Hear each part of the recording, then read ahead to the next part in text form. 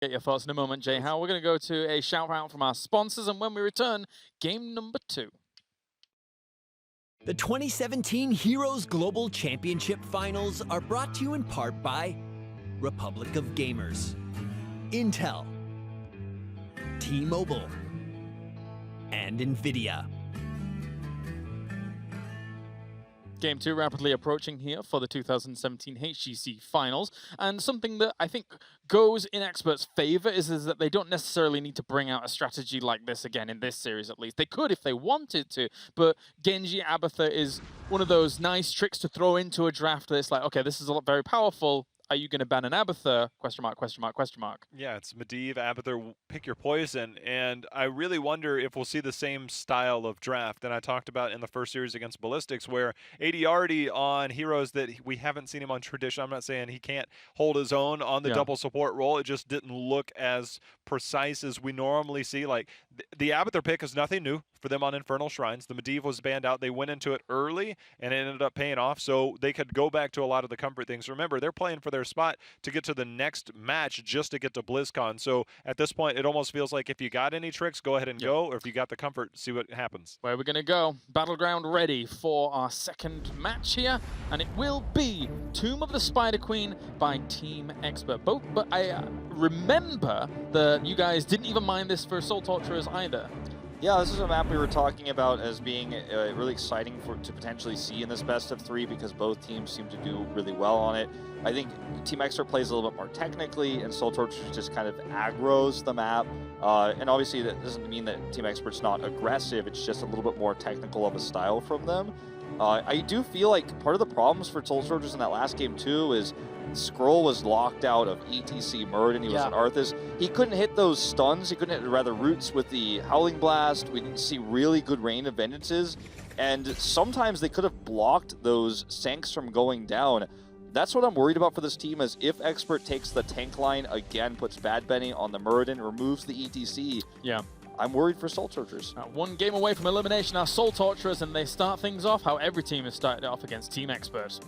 To add on to that point that Wolf was bringing up here, I think Expert has identified that Skrull will struggle if he's not on that ETC. You know, back at the older Eastern Clash that we had them in, it was more pick tanks that we saw. Stitches, a Nubrak, and on that Arthas, I'll straight up say it, he didn't play that tank well at all. There were too many moments where God Dog was in trouble, and before Skrull even responded back to help out God Dog, he was already dead. Yeah. He was gone. He would come back to the fight. It's like, oh, well, I guess I'm here holding my E button. And that is not okay. If you're playing a defensive tank, you need to be in a spot where you are able to, A, handle your opponents that's coming at you, Bad Benny, and then 2, you can save your carry. I think banning the ETC here again is a very wise choice. I think they're thinking a step ahead potentially right now, burning down this time bank. But if they give Soul Torturers the ETC, it's a very strong tool on this map as well, specifically because the distance between lanes is very short, can be very aggressive. And let's see if Soul Torturers grabs the Muradin now, because, you know, that's the next go-to here for this team. They ran Garrosh on Tomb last time. I think the Muradin's a safe pick. I really wonder after our series earlier, Trick, looking back on the EU HGC, this was something they like to run Chromie, they like to run Vala, they also like to run Tracer, as we saw, and they've run Chromie Tracer before in the league, but it did not look good against Ballistics. You think that might be shaking them away from that style of strategy? I don't think so. It was a bit of a weird variation. Typically, we don't see that that Tracer and that Chromie together. It's usually like a gray main and a Chromie together to set up that idea. I think Tracer was that pseudo adjustment because the Tassadar was picked up on the other side into the Chromie. So you go for the damage first, Tracer cleans up. And it happened a couple times. I just think Ballistics was a little bit too good at controlling the fight. A Tracer comes in, they don't necessarily need to pair that up with shields, but down the line, Zarya could be something. We've seen EDRD play it before. Yeah, against Ballistics, when they grabbed the Tracer early, it was with a Uther Malfurion. They generally always do, yeah. With the Chromie, right? It was not, you know, very different from what we see right now. It was on the same map, Tomb of the Spider Queen. When we saw Tomb last time for Soul Torturers, it was a really weird draft. They went into the Lucio, Kel'Thas, Malthael kind of draft. Did not really work, kind of fell flat there. And I think this is a big problem. It goes back to Skrull's lack of ETC. What did they build with this Tassadar this time? the play we saw out of God Dog on the Vala was pretty bad last game. You talked about the lack of peeling too from Skrull. I think this team has already kind of been figured out by Expert, and I'm not really sure what direction Soul Torture should look to here. Yeah, I think it's just a matter of making Skrull happy. I think God Dog didn't have a bad game, he just didn't have any options available to him. He had no teammates around him when he needed them. So making sure that Skrull on a tank that he is happy with is fine. Maybe you gotta pull off the Zothman takes now. Maybe you bring in that Stitches and go for a pick comp. Yeah, tough to do with the Greymane chosen as a DPS, no offering of follow-up CC, so I think Stitches might be off the table. You know, there's no Uther here. There's a Garrosh is banned. Garrosh was the last warrior that was played from Soul Torturers, and we saw them in the match you were alluding to earlier. So Team Expert takes that away. And now, what does Soul Torturers go to here? I mean, the Morales ban something we'd see in Korea all the time with Chastadar is not available for the Tracer. This is not a crazy one, but you have Arthas left, not strong as a Tracer. If you can't hit your Howling Blast against a Genji, are you really going to hit them against this Tracer? I think the answer is very unlikely. Well, for now, they're electing to think about a support takeout, and this is one that I actually wanted to be taken away. Even with it being the Tracer already picked up on the right side, which is typically what we see Nick pull up of, you want to take that option away from him. Chromie is being hovered, and I think it's a wise choice. The only issue is that this time we have that Muradin. Typically, you have that Chromie paired with the Johanna because she brings in that wave clear, but with Muradin being up and available for Team Expert, there is a chance they might not go the Chromie route.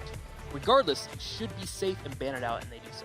And it gives you a bit easier target. We saw it with the Johanna earlier, and you can kind of get that condemn into a Chromie bomb, but generally now, especially with heavy impact, you got that double stun early. Your kill potential is a little bit higher. The question for me now is going to be for Expert, will we see the Mage style? You know, the Vala is kind of the backup option, but a Vala Tracer might not work too well since there's no tank on the other side, could lead into a Johanna blind style. So we've seen some Kael'thas in the past, Gul'dan quite some time ago. I wonder if they, obviously they need to have some wave clear. I wonder if they might go Mage style here unless they feel comfortable going into the Vala. I feel that's pretty much what we're going to be looking at in terms of wave clear and their main damage dealer. I want to ask you, Trixler, I talked to Claris about this a little bit earlier when we cast Expert against Ballistics. Is it out of the realm of possibility to pull a Morales in? It was highlighted earlier and go for the solo DPS Tracer. I know it's not necessarily the style of Expert. Is that feasible here for them? I mean, I think I'd prefer a Sonya Karazim from them if they were to go aggressive at all. There's going to be a Brightwing and a Malfurion. They've played Morales once, but Expert really isn't the team to pull up in Morales. It's that Dignitas that enjoys her the most. The Brightwing Malfurion is very interesting. So you get a pseudo shield, as you were mentioning with that phase shield, onto the Tracer, so that should be helpful, allow for the dive. They will need some setup damage though, and that should be coming in with their fifth pick. Something we have not seen from them before. Something that Brightwing does is add spell armor. You hide your pick, your damage dealer, and on this, well actually they've already got Rhaegar Tassadar. I haven't seen them play it. I don't know anything about their scrims that I can say that, hey, this is it. I'd be okay with the Kael'thas. For Soul Torturers again? No, for Expert. Oh, okay. I was like, well, I don't know about that. That's a bit crazy. Well, Could be. I don't know where you go here for tanks, though. Like, where do you go Johanna, here? keep it safe. Play simple. The hardest part is with the Johanna, obviously you get the blind on the Tracer, but getting the lockdown, any type of point and click, stun, poly, anything like that. Instead, they have zero. They have zero CC, hard CC, to do anything towards Tracer. However, the comp is tanky. Genji can deal with pulse bombs if he uses his deflection correctly. You have Tastar shields. We said there were a lot of ifs, though, last time for Soul Torturers. Can they stun the Genji? Can they stop this DPS? If they hit these things correctly, they can, but the execution was so poor. I don't have faith this time with this draft for Soul Torturers. Are you guys still thinking that Kael'thas is the last pick here? I feel Mage style. Mage style for wave clear unless they just resort back to a Vala. This is Nick's hero. Yeah. I think you just go Sonya, and you just run them over with the single Give Tracer. Nick Tracer. It's very rare that happens, though. Sonya Tracer, both of them on Expert. Sonya, Tracer, Muradin, Brightwing, Malfurion. Yeah. Doesn't seem that odd to me. Put me on the side that It's I do not comfort. like solo damage dealer Tracer, not just because it's tough to get kills, but simply the fact that defending Webweaver waves with this composition is not terrible with the Malfurion in that composition, but it's not great by any means. Let's see. Tychus! Whoa! Okay. I guess this is to help burn down the Tyrael front line and to allow Tracer to do what she does best once that happens. First Tychus of the tournament. Yeah. Good wave clear as well. Very important for the map. Yeah, it looks like the Tychus is also going to be one of those bolsters to help push with the Web Weaver, right? You move into Odin form, break down those forts. You have siege potential from way far out in range, which is really nice. You also have the protection, as you said, the Odin. The Odin also provides armor. He also has Neosteel coating at 13, so if you need that against a diving style Genji to try and deal with some of that burst damage, Malfurion doesn't provide burst healing.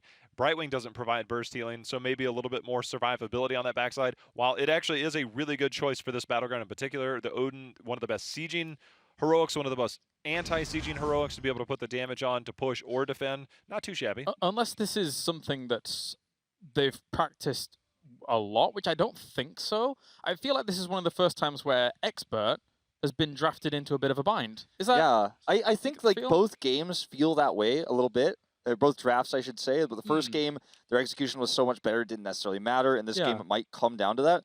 I'm a little bit worried about the Tychus when you look at the DPS down here. I mean, the Grey Mane that can come through, the Genji that can dive through. There's no burst healing. There's slow Brightwing healing. There's slow Malfurion healing. So, you know, if Tychus does get locked down or dove upon, I think they're going to have a bad time. But again, it's the ifs. And last time we had the ifs in game 1, the execution was just better for Expert. I think that's actually the strength of the Tychus pick, is if they get dived upon. If the Tychus does get dived, the resistance that you brought up during the Odin phase is wonderful. He has some of the highest health points that you have on an Assassin. The idea behind this is, okay, we can help push with our Web Weavers. We have decent defense with Odin, but we can also just put all of our eggs in the basket on Tracer, keep an eye on her, and Odin will be fine by himself. We can come back, we can buy some seconds. I think it's a brilliant pick.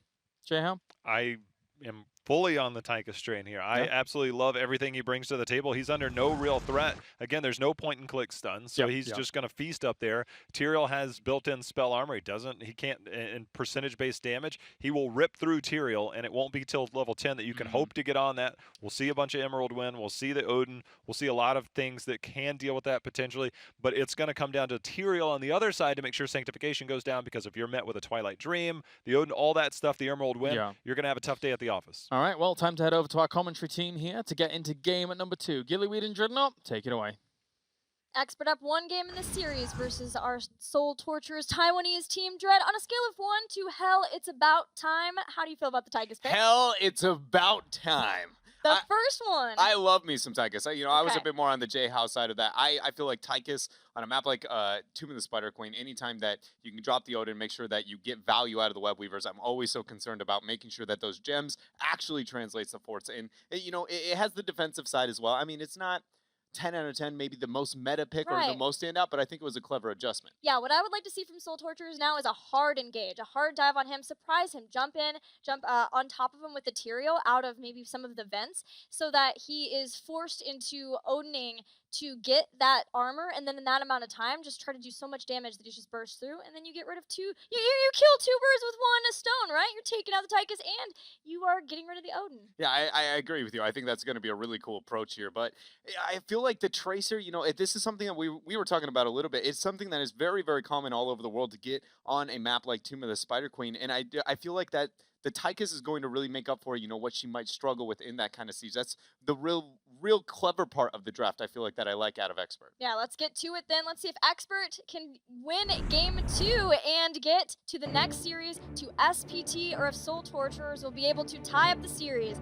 We're heading into Tomb of the Spider Queen with Expert leading the series 1-0. As we see, we are going to start this off again in the blue. It is Soul Torturers, where Zaze will be on the Genji. We have Rhaegar, played by Mir. Skrull will be on the Tyrael. We have Cucumber on the Tassadar. And last, it's going to be God Dog on the God Dog, Greymane. Not quite the Rhaegar level of God Dog, but pretty good anyways. We've got Expert in the red. Curson will be playing Malfurion. Bad Benny yet again on Murden. Ethereal Angel playing that Tracer. ADRD flexing it out on Brightwing. And finally, Nick will be rocking that Tychus. Fair Angel on Tracer is always a treat to watch. He makes massive plays here. And with the amount of picks we saw Expert able to get in the last game, I normally on a map like Tomb, I don't expect to kind of see that play, but I do feel like Expert just is a level ahead here, the members of Soul Torturers, and he's going to be a very big problem for every single member. Yeah, I'm excited to see how Ethereal Angel does in the Tracer versus Genji matchup. It's definitely a skill matchup, trying to figure out, bait out the deflect, how your pulse bomb's going to work out when you have to recall. And we've seen a lot of awesome Tracer versus Genji matchups in the past.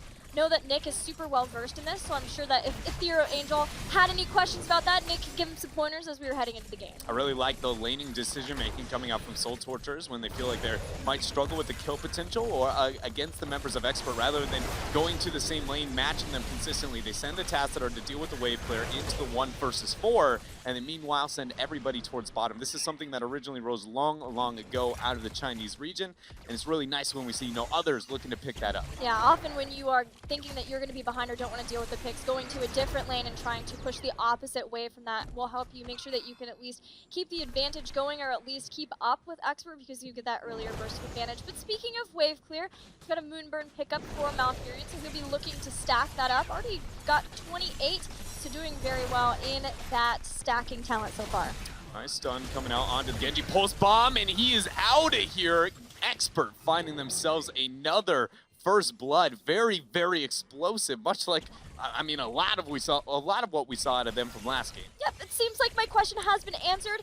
Ethereal Angel indeed is good at the Tracer versus Genji matchup, though we had some help. There were some roots there. There was even a grenade popping out from Tychus, but Bad Benny's going in. Here comes the Brightwing Phase Shift 2. Immediate Polymorph Mir taking so much damage and will go down to a Dwarf Toss. Going down to the Dwarf Toss is a bit demoralizing probably there. Not even having the stun on that. This is going to be a pretty big problem, because with the new Murden, he has a colossal power spike at 7. These kills that Expert has already been able to accumulate are going to only increase a lot faster here post 4. A lot faster. A lot is indeed a lot. Now Scroll takes damage, Pulse Bomb there. These are 3 for 3 on Pulse Bombs. That spells a lot of good things for Team Expert in the early game. And most importantly, so it allows them to negate the laning damage that Soul Torturers did with that switch up. As you can see in the bottom lane, there was a lot done. Soul Torturers are at least getting some advantages somewhere. They even were using their good Merking heroes to get some giants here in the bottom lane. But at the very least, Team Expert getting these kills makes sure that they're not losing too much out on the structures and keeps some control over the turn-in points. And since Tychus has been such a hot topic, as we saw earlier, being the first Tychus pick hero of the HGC finals, we've been talking about how effective, wait a minute, Stormbolt lands, Pulse Bomb there, but Zaze is going to be fine. Is how that doesn't come online until 10, and the rest of the composition struggles quite a bit when it comes to that wave clear. So if we see Expert focus on getting a turn-in pre-10, it is in their best interest to heavily focus on that aggression that we've seen into the laning, but post-10, they can play it a bit safer, have Odin with the split push, and play a very hyphy format. Love the pairing of the Polymorph along with Pulse Bombs too, so that Zace won't be able to deflect potentially these Pulse Bombs that only get stronger once Expert get to level 10 and are able to get what is likely to be Quantum Spike. Very occasionally we'll get something else there, like Pulse Rounds, but usually it is a Quantum Spike because you can even cut through armor there with the % base damage. Another Pulse Bomb, another connection, but Mur doesn't go down. ADRD happening back out there with a nice little responsive damage coming out from God Dog. But it's just, even without getting the kills, the members of Expert are at least doing enough damage to really put the fear of the Tracer composition into them. It's not that they're just surviving, they're holding their own. They're constantly having to go back, tap, draw other type of resources, and this is leading to a very controlling laning phase. The biggest thing that an Expert, hold up, you're gonna see the teleport onto Brightwing. Bad Benny has the Dwarf Toss out. He's gonna go ahead and use it. Scroll's not done, but it looks like he is going to be just fine. Here is my concern for Soul Torturers. They have not turned in any of their gems yet, and they're starting to amass quite a lot on some of the members. Cucumber gets them in. That is crucial. Versus a team composition that is so pick-oriented, and versus an Ethereal Angel who is hitting every single Pulse Bomb, I would not want to be a squishy target. Even Ethereal, right? Like, anybody could go down to the kind of control with the stuns and the Pulse Bomb. that Team Expert has. So you really want to make sure that as you are going by the turn-in points, you're dropping off these gems so that you don't get into a point where you have a whole lot and you lose them to a pick. And with the distraction up on the bottom turn-in, Expert was able to sneak in the very first Web Weaver phase. We'll see what they are able to do here with the Tracer. Going to be responding down to Kirsten, make sure that he's going to be just fine. A lot of damage for Soul Tortures onto the Web Weaver, making it essentially valueless here on the bottom lane. This is a really good response for Soul Tortures. Amazing defense, using the fact that they had pushed that lane out so much. Bottom lane is now not an issue for Soul Tortures, and they can respond elsewhere. They take an extremely safe path to the mid lane so that they don't get caught by any members of Team Expert. They should know that Bad Benny loves watching to see if he can catch anybody in rotations, and the team would be quick to follow up. Stormbolt goes on to Rhaegar, post bomb fast after. Mir is going to drop, force the recall on Aethero Angel and Expert here, just with precision. Just immediately getting the one shot into any target that Stormbolt lands onto. Yeah, they are surgeons right now with the composition that they are running and the way that they're able to get these kills, 4 kills to the 0 of Soul Torturers. But at least ST did pick up the gems that were dropped. The problem now, though, is the problem that so many teams in Europe face on Tomb of the Spider Queen, and that's the double turn-in phase with heroic abilities. But Expert still needs some gems for that, and that gets some time for Soul Torturers to try to catch back up. And there very much is a huge momentum swing for Soul Torturers if they keep going at this pace, but the experience doesn't go farther behind than they already are. Just with by the fact that they haven't lost that many gems, they are rounding what could be a double turn in play. And unlike the composition of Expert, they do have significant siege on their own. They can really make huge plays. They just have to avoid Aethero Angel. He is a scary one, and especially now that he has Quantum Spike, the rest of the heroic abilities as we would expect from Team Expert.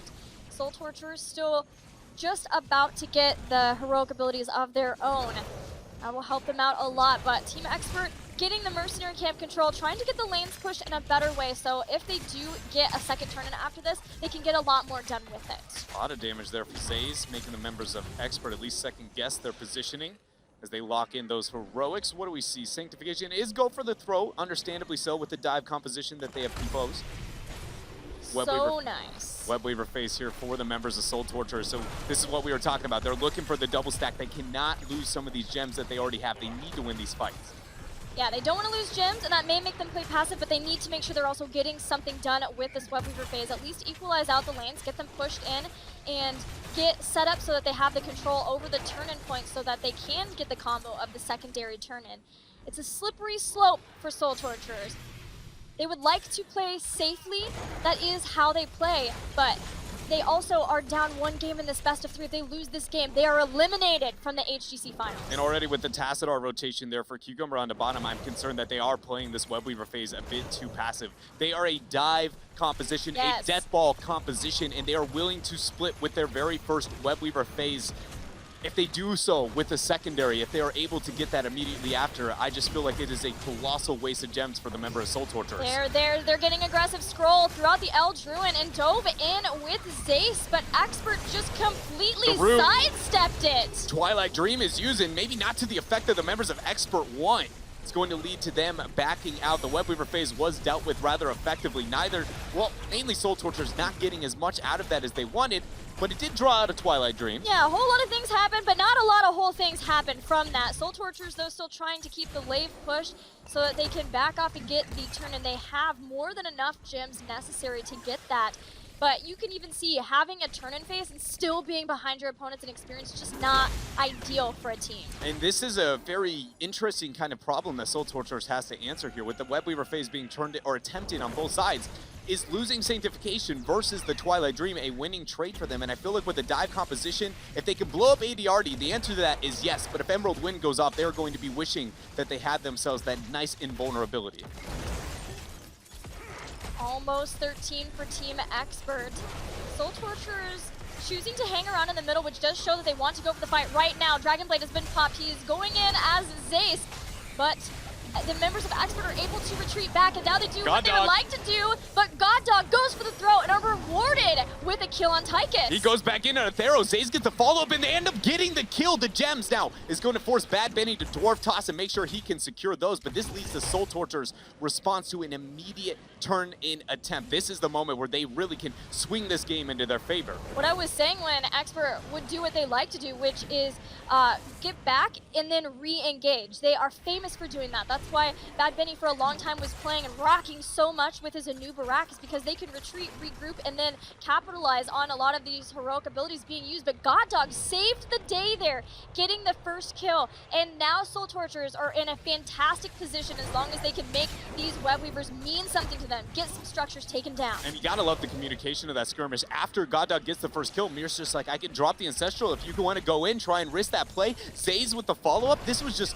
amazing synergy from these members, but has got to continue here. Bad Benny goes in. Nice cleanse force there from Mir and the Sanctification. A little bit suboptimal here, but it's just fine for now. Here we see Expert going with that Odin. They're going to push all the members of Soul Torturers back. Yeah, maybe just a little too hasty on using both cleanse and sanctification for Soul Torturers.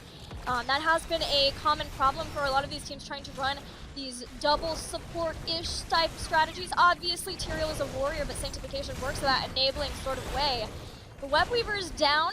Half of the mid fort as Bad Benny dives forward. Nobody in the bottom, but Brightwing defending versus that. That may be at least one fort down for Soul Torturers, but because those were used and Expert were able to bolster up and get aggressive, you're still not going to be able to open up the map completely. Yeah, we sit in a situation where after 2 Web Weaver phase, Soul Torturers can only claim a 1 fort for themselves, and that is not necessarily what you want to be able to say whenever you're playing on Tomb of the Spider Queen. There are 72 gems available for Expert to try and get a turn-in. No talents here, lead, or anything of the like for a long while, so we're going to have an even skirmish over this turn-in point. Thanks for God Dog. Zace goes in a Swift Strike. No sanctification for 30 seconds now.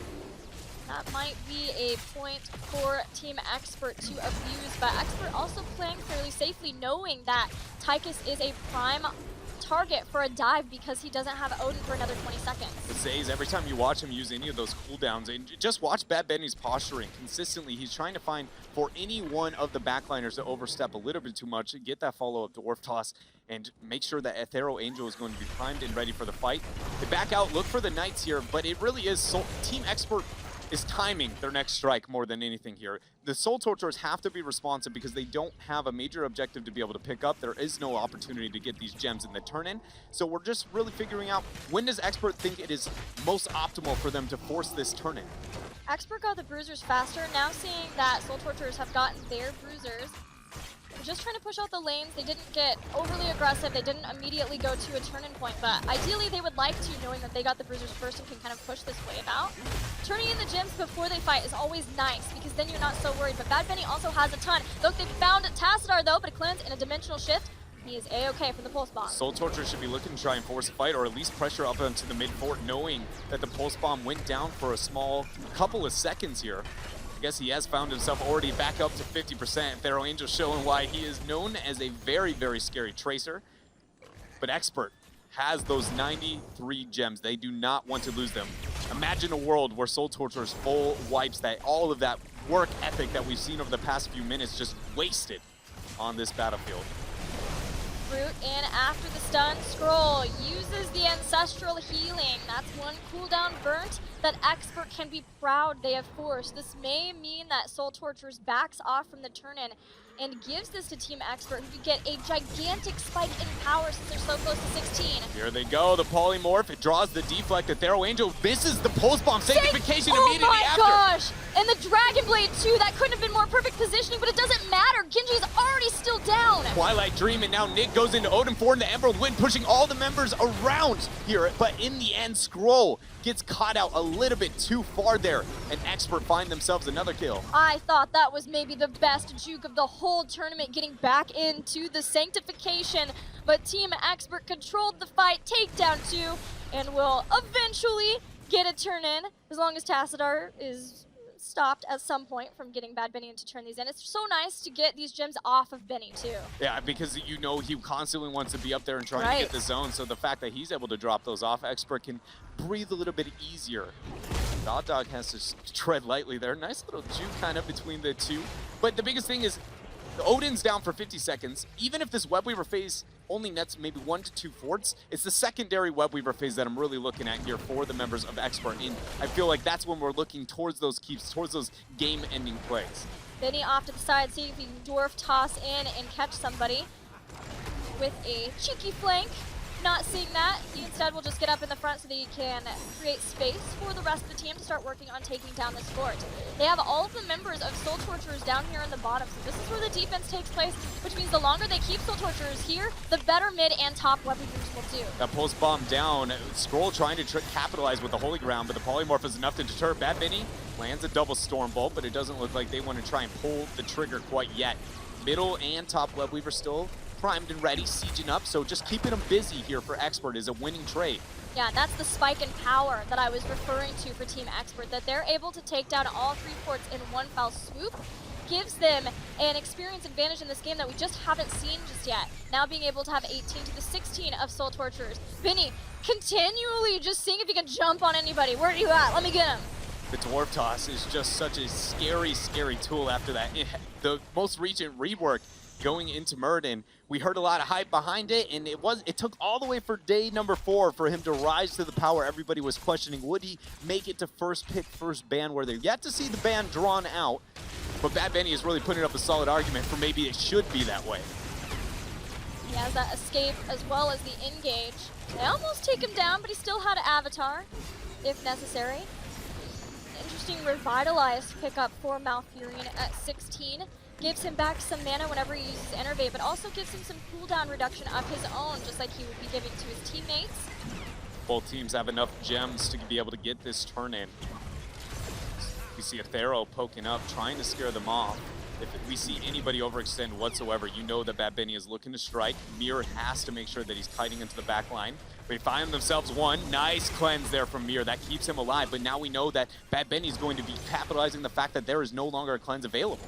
Yeah, and that was a capitalizing for Expert too, that they forced Soul Torturers so far up toward the top turn-in. Soul Torturers wondering if they could get back into position to guard the bottom, or if they would just have to go to the top, and that's just enough time for Team Expert to make sure that they can get a secondary turn-in, and this hurts Soul Torturers a lot. They were already falling behind in experience because they lost all of their forts. The waves are still pushed up really well, so they're going to all hit at a really bad spot. It's the waves and where they're postured mixed with how close to the 20 brink, and again, that Odin is now available. We have yet to see what it can make happen when a Web Weaver phase is going to be backed out. If they prime that top lane enough, I expect a boss immediately after for the members of Expert, but there's the Odin.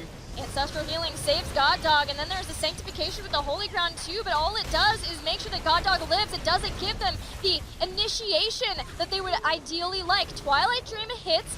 Emerald Wind as well, and Genji was able to make it out. Zay's drawing a lot of cooldowns, maybe enough to be able to deter Expert from achieving this keep with the stun. A cleanse from Mir keeps them up, the Holy Ground, and they're looking to go in. Soul Torturers are not done in this tournament yet. They have taken down Tracer, they make Bad Benny go into Avatar, and he dwarf tosses out to safety for now, but Zace won't let him go. He's still going in after him, using the Dragon Blade, had the Swift Strike, but he turns around, hits him with the hammer, and Genji is out. He is going to get punished, and meanwhile, look at this bottom Web Weaver took out the keep from wall, but more importantly, top keep is falling down to 50%. They get the stun, and they find the Greyman. God Dog is out of here. Polymorph as well. Skrull is gonzo. 3 kills now here for Expert. The turnaround, again, recollecting themselves, reinitiating. Expert is just terrified. Yeah, it is the team fight style that really started to see them solidifying their spot in the top of Europe, and they've since changed and been able to adapt to different ways of team fighting, but it's still one that they are comfortable with and they excel at. They are so lethal against teams.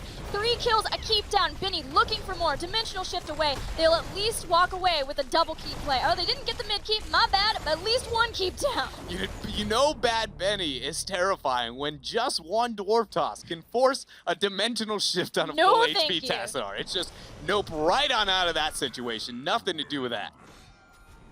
Okay, so now that it's all said and done, we've had a lot of action, a lot of fireworks. Where do we find ourselves?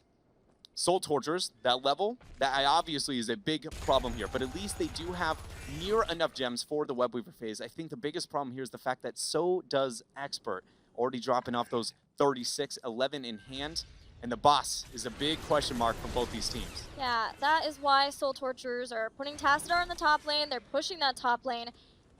They're going to check in on this. They're even going to go for it. Just a pure sneak, but they were clearing out that wave. Yeah, oh my goodness, they're going to be able to get this. Wait a minute, Bad Benny might be able to scout it out, but it feels too little too late. Emerald Wind might be a decision-making, but if he's Sanctification too early and the Holy Ground, they can make this play. There was no force wall there. He puts the Holy Ground on the point. The boss easily over to Soul Torturers, but the fight is terrifying. Really but good Odin job. and Emerald Wind, they disengaged. They're fine. They did it. ADRD actually had a very cheeky play there to just go to the escape route. Emerald Wind kind of blind to make sure that nobody could get out of there. Yeah. But since everyone had the mobility over the sidewall, 2 heroics used, and Soul Torturers take away a win condition from Team Expert. Not out of it yet, but almost 20. Bottom lane is still a problem for Soul Torturers, but behind the boss, they want the turn in 4 more gems as Benny shows up. They didn't quite get the Web Weavers. But there are, oh my gosh, how, okay, so at least Expert doesn't have enough on their own here to be able to get it quite yet. As Soul Torturers going to be able to hit that 20? Close. They're 2 away. Bad Benny, he found him. This is so tense. Will Soul Torturers be able to clip this 20? They will be able to do so. Bad Benny starts the channel, and nobody's comfortable to be able to move out there quite yet, so Expert gets the Web Weaver phase. Web Weaver phase, they might get a Murd, dodge a Stormbolt, running for his life in that Ghost Wolf form, and he gets back to safety. 20's here, and Soul Torturers are ready to go. Nice Holy Ground, but Ethero's going to use 1 blink, and he's just fine. Bottom Web Weaver is prepped and ready. Keep in mind, it's going to spawn very close to that core, and it has the catapults to be able to aid it, so eventually someone on the side of Soul Torturers is going to have to answer to that. Yeah, that's why they're going for the fight right here, right now with the Holy Ground. Expert continually moving back every single time. There was the Twilight Dream. Tyrael does not live through the Pulse Bomb, but Burden goes down. It's a bloodbath. God Dog goes in, and he's just popping off, going for the throat binding too. Nick gets Tassadar right down. The members of Soul Torturers, they'll still have pressure on their core. They need to be able to try and get this retreat here. But the fact that they were able to turn this fight, it is just amazing. They didn't even get Sanctification off, and they still had the confidence to turn it around. God Dog again showing up for this team in a big way, and Soul Torturers on their last lifeline, their maybe final game. If they lose it, they're out.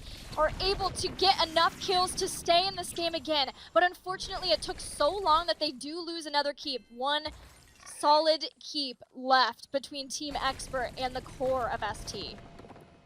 Soul Torturers do have enough gems for another turn-in. Because they were able to pick up that boss, it's going to be a long while till we find that win condition as an option. My biggest concern here, Gilly, is that we've already seen 2 Web Weaver phases on the side of Soul Torturers, and they didn't make too much happen with it here.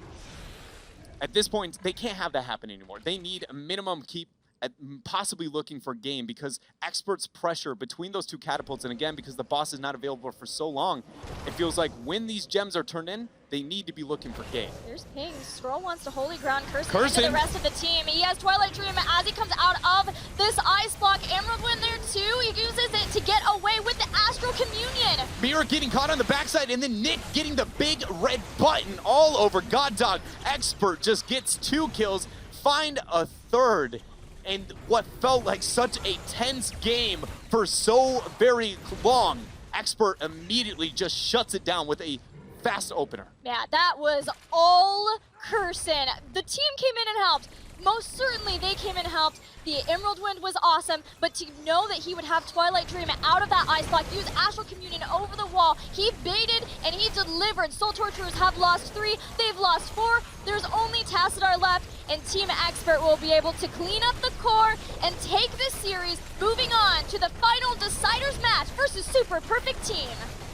Very insane play from Team Expert here. The fact that they picked that high tracer, the risky lack of wave clear, and still make it look so very good. Yes, there were a couple of moments where maybe they didn't get as much out of the Web Weaver phase and the win conditions, not predicting that boss play, but ultimately it did feel like from minute 1 to the very last one that they had pretty solid control.